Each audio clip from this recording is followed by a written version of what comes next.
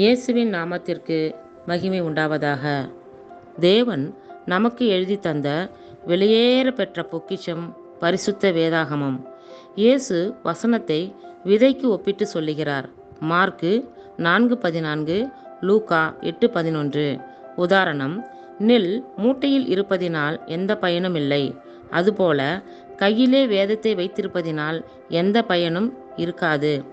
வேத வசனத்தை உபயோகப்படுத்தாத வரையிலும், அதன்படி வாழாத வரையிலும் நாம் ஆசீர்வதிக்கப்பட முடியாது.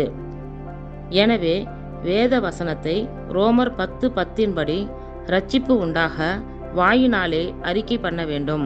இவ்வாறாக நாம் சத்ருவின் கிரியைகளையும் அவன் திட்டங்களையும் தோற்கடித்து இயேசுவின் ராஜ்யத்தை நிலைநாட்டுவோம். கர்த்தர் தாமே உங்களை ஆசீர்வதிப்பாராக. வேத வசனத்தின் தன்மைகள்.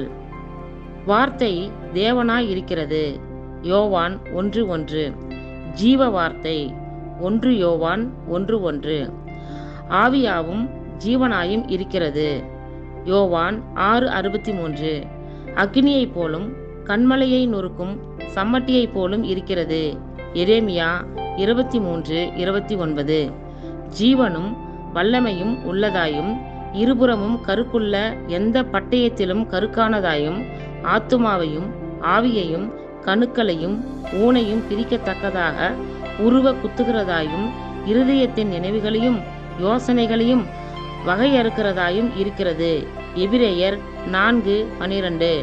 ஆத்துமாக்களை இரட்சிக்க வல்லமை உள்ளதாய் இருக்கிறது. யாக்கோபு 1:21. வெறுமையாய் என்னிடத்திற்கு திரும்பாமல் அது நான் விரும்புகிறதை செய்து நான் அதை அனுப்பின காரியமாகும்படி வாய்க்கும். ஏசாயா 55:10-11. உம்முடைய வசனம் என் கால்களுக்கு தீபமும் என் பாதைக்கு வெளிச்சமுமாயிருக்கிறது. சங்கீதம் 119:105. ஜீவ வசனத்தை பிடித்துக்கொண்டு உலகத்திலே சுடர்களைப் போல பிரகாசிக்கிற நீங்கள். பிலிப்பியர் 2:14. அவருடைய வார்த்தைகளை எதிர்ப்பாரில்லை. சங்கீதம் 105:28. என் வார்த்தையை தீவிரமாய் நிறைவேற்றுவேன். எரேமியா 1:12. ஆமேன். அல்லேலூயா.